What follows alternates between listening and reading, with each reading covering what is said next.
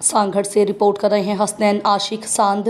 تحریک تحفظ آئین پاکستان میں شامل جماعت پاکستان، تحریک انصاف سندھ یونائیٹڈ پارٹی اور مجلس وحدت المسلمین کے رہنماؤں نے ٹنڈو آدم پریس کلب میں پریس کانفرنس کرتے ہوئے مرکزی قیادت کی اپیل پر 8 فروری کو ملک گیر پرامن پہیہ جام اور شٹر بند ہڑتال کی حمایت کا اعلان کیا ہے۔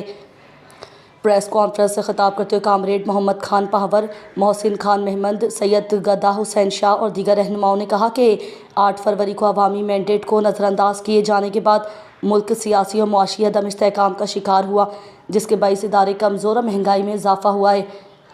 رہنماؤں کا کہنا تھا کہ عوام کو آئین کی بالادستی اور اپنے حقوق کے تحفظ کے لیے پرامن جدوجہد میں شریک ہونا چاہیے۔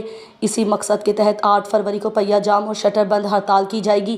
انہوں نے کہا کہ وہ خود کاروباری طبقے سے تعلق رکھتے ہیں لیکن ملکی مفاد میں قربانی دینے کو تیار ہیں۔